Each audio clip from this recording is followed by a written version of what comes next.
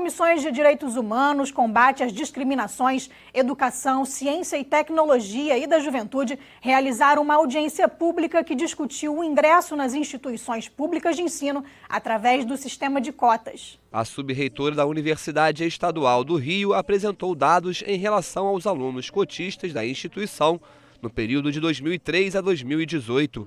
Entre os números apresentados, destacam-se a frequência desses alunos, por exemplo, nos cursos de Medicina e Direito, cadeiras que historicamente eram ocupadas em sua ampla maioria por alunos de nível social mais alto e que hoje chegam a representar cerca de 50% das vagas.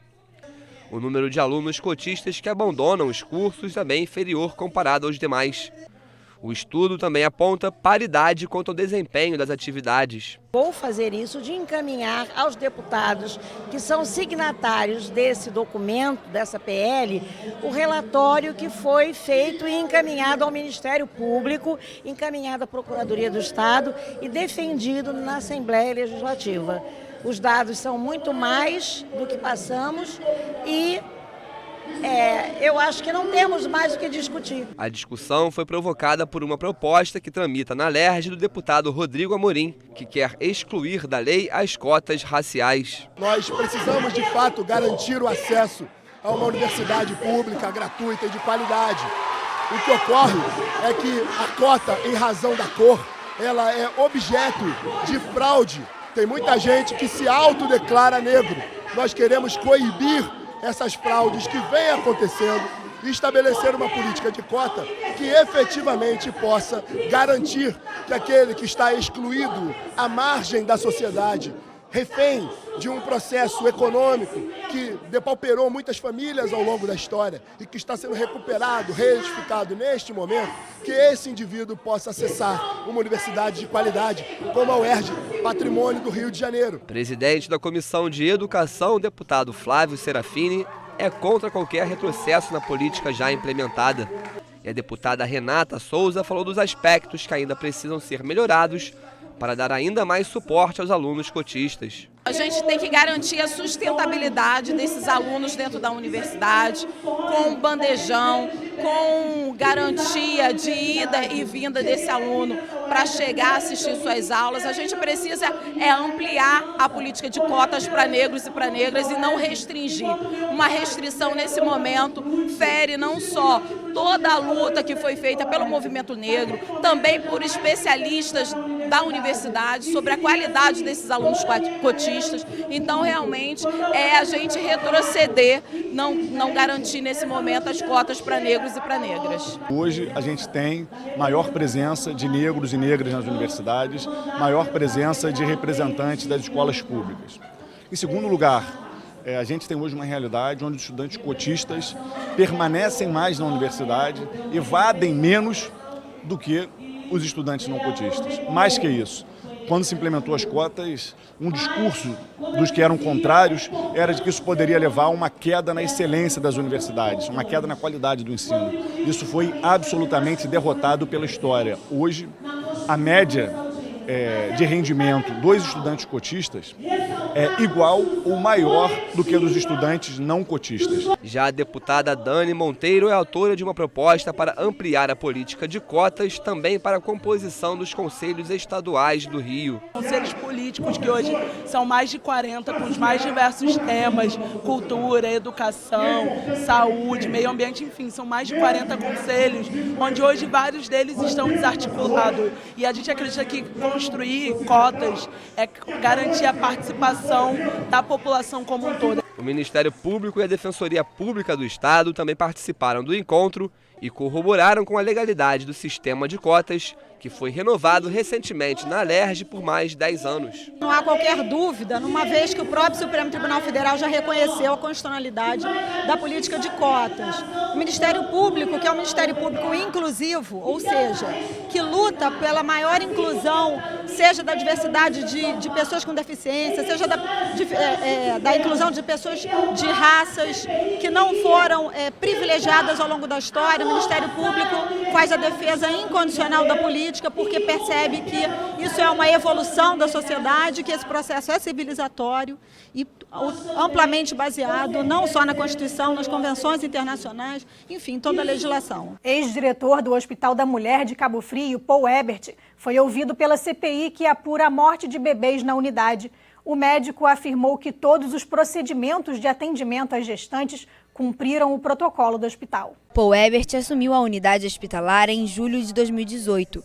Questionado sobre possíveis casos de violência obstétrica e de demora na realização de cesárea, quando o feto já está sem vida, ele alegou que o protocolo do hospital indica que antes de optar por uma cirurgia de emergência, sejam realizados todos os exames necessários para verificar a possibilidade de parto normal, que, segundo o médico, é mais seguro para as pacientes nesses casos. O protocolo está lá, inclusive impresso para todos os médicos. Inclusive eu tenho a assinatura de todos os médicos da ciência desse protocolo e que todos deveriam seguir para que nós, médicos dos plantonistas, falássemos a mesma linguagem, barateássemos o custo de cada paciente, porque isso normatiza medicamentos, antibióticos, tudo isso, e a condução de cada caso dentro do protocolo nos protege, inclusive, judicialmente. A presidente da CPI, deputada Renata Souza, disse que a presença do médico foi muito importante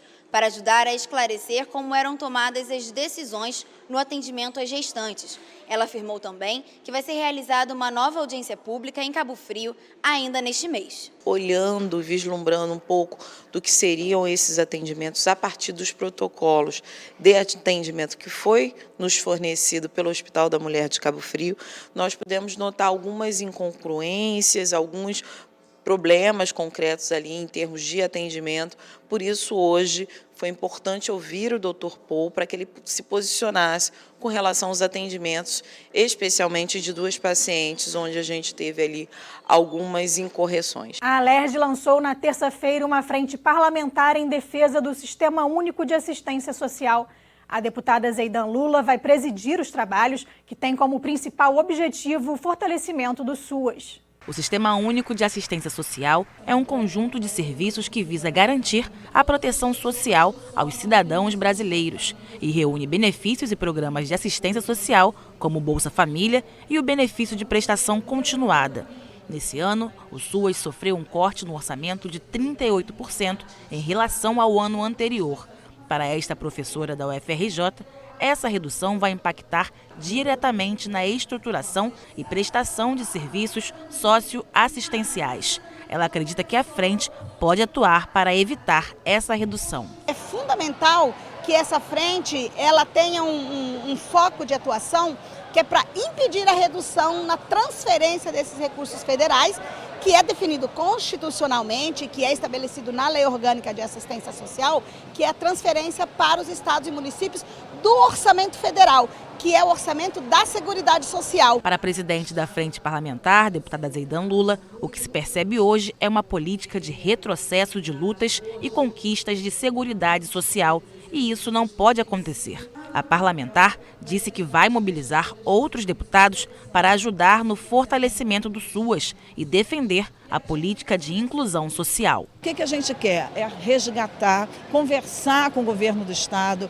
trabalhar com os municípios a questão das verbas que não estão sendo repassadas desde 2015, envolver o governo do estado nessa questão de fomentar essa rede continuada nos 92 municípios que a gente tem no estado do Rio. O líder do governo, deputado Márcio Pacheco, garantiu que não vai ocorrer demissão em massa durante a mudança da organização social que vai gerir o Hospital Getúlio Vargas. A organização social Pró Saúde, atual gestora do hospital, teve o contrato encerrado na quinta-feira. As informações foram debatidas durante a audiência pública da Comissão de Saúde e Comissão de Trabalho da Alerj. São mais de 2.300 funcionários na expectativa do que vai acontecer com os postos de trabalho que ocupam. Enfermeiros, técnicos de enfermagem e médicos são contratados pela organização social Pró Saúde, que atua no Hospital Getúlio Vargas, e pela OS Viva Rio, responsável pela UPA da Penha. Com o fim dos contratos dessas OSs, fica a dúvida de como será o processo de transição com a nova organização social. A gente defende que se mantenha, né, os contratos de trabalho, por mais que mude a OS, mas a gente também defende que todas as garantias, todos os direitos trabalhistas dele sejam mantidos, seja feita a sucessão de tudo, né, até daquilo que ele teria a ganhar e não tem o provisionamento. Então, daqui a 1 ano, daqui a 6 meses ele vai ser demitido, ele vai ter direito a todos aqueles 5 anos que ele já trabalhava lá. Também causa preocupação aos funcionários do Hospital Getúlio Vargas uma redução do número de empregados do setor de enfermagem. Isso porque está previsto no edital do Instituto Solidário, a nova organização social que vai ser responsável pela gestão do hospital, uma redução de 312 funcionários. Hoje eles já trabalham no mínimo, com menos 300. Ontem tiveram remanejamentos de vários setores, principalmente dentro da emergência. Então imaginem vocês como será o caos, né, que os trabalhadores irão viver e principalmente nosso objetivo, o fim, que é a saúde da população, vai ter prejuízos. Para garantir os direitos trabalhistas durante o processo de transição entre as OSs, funcionários e o próprio diretor da ProSaúde defende a aplicação da Lei da Sucessão, que é quando a nova empresa assume de forma totalitária os contratos já existentes. O empresário reforçou também que a ProSaúde não tem como arcar com as indenizações trabalhistas, que chegam ao valor de 41 milhões de reais. O contrato prevê o provisionamento, ou seja, então todos os meses um tanto do recurso deveria ficar depositado, guardado, para fazer frente a esse final de contrato. Porém, dentro do histórico desses 5 anos de contrato, com sucessivos atrasos e pagamentos a menor, então não foi possível fazer essa reserva, então ela não existe. Então hoje, para arcar com essas 2.235 rescisões, serão necessários 41 milhões, que não estão depositados, não existe esse dinheiro. Cabe ao governo negociar com as organizações sociais para que funcionários não fiquem sem emprego e que os serviços de saúde não sejam prejudicados. Para isso, o líder do governo, o deputado Márcio Pacheco, informou que será realizada uma reunião definitiva com o secretário de Saúde antes da data do vencimento do contrato. Não há um desejo do governo, nem uma mensagem no sentido de interrupção dos trabalhos, nem de demissão em massa. Ocorre que o edital é feito por preço e técnica. E me parece o primeiro colocado cumpriu todos os requisitos. E também cabe a ele a programação de trabalho. O que a gente vai tentar agora é, numa conversa na mesa, com muita transparência com a nova organização, na consciência de que os empregados não podem sofrer retaliações e, obviamente, sejam acolhidos. Para os presidentes das comissões de saúde e trabalho, é necessário que seja instalada uma CPI na Alerj para apurar as terceirizações firmadas em diferentes áreas do governo do Estado. A ideia da instalação da CPI é para que se abra essa caixa preta, para que se entenda quais são os mecanismos de relação das OS com o poder público. Então é preciso que a população entenda, que a população saiba que, principalmente, o serviço de saúde ele seja oferecido à população com o máximo, de diligência, de responsabilidade e de respeito. Hoje mesmo nós verificamos fotos do Hospital Getúlio Vargas com superlotação, com precarização do atendimento. Nós estaremos numa nova reunião com o secretário de Saúde. A Alerj, a Comissão de Saúde, não aceitará outra representação que não seja o titular da pasta, para que nós possamos decidir definitivamente o que vai acontecer com os servidores e para que os seus servidores tenham as suas garantias trabalhistas preservadas, mas também que a eficiência e eficácia dos serviços prestados por aquele importante hospital também aconteça. A Natos de Brasil, empresa que administra os serviços concedidos de gás no estado, reduziu os investimentos em infraestrutura em quase 44% entre os anos de 2017 e 2018.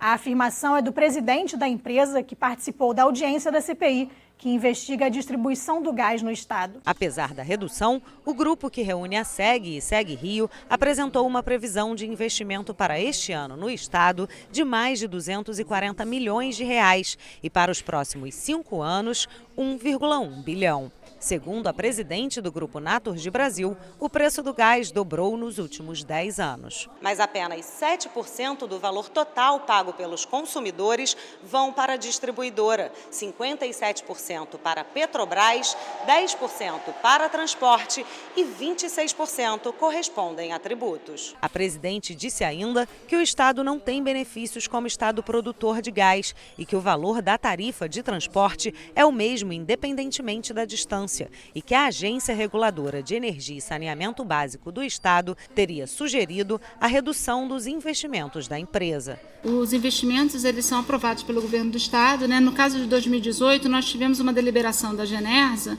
que limitou os investimentos a 50% do valor investido em 2017, né? E gastos também. O presidente da CPI de Distribuição de Gás, deputado Max Lemos, disse que a comissão vai ouvir a Genersa para esclarecer as informações passadas pela presidente da Naturgy. Naturgy culpou a Genersa pelo baixo número de investimento nos últimos 3 anos. Essa é a verdade. Ela disse que não investiu e houve um levantamento de um deputado aqui sobre o lucro da empresa. A empresa é uma empresa lucrativa. Inclusive, existe um questionamento já de alguns deputados se não é importante para o Rio de Janeiro estadualizar ou torná-la estatal novamente, porque é uma empresa que dá lucro, deu resultado. Nós temos que entender isso, de quem é o culpado de não ter gerado emprego, novos impostos e expansão de rede no Rio de Janeiro. É a Genersa, é o governo do Estado ou é a Naturgy? No próximo bloco, 1.500 assaltos são registrados por mês nos ônibus do Estado. O Alerj Revista volta já.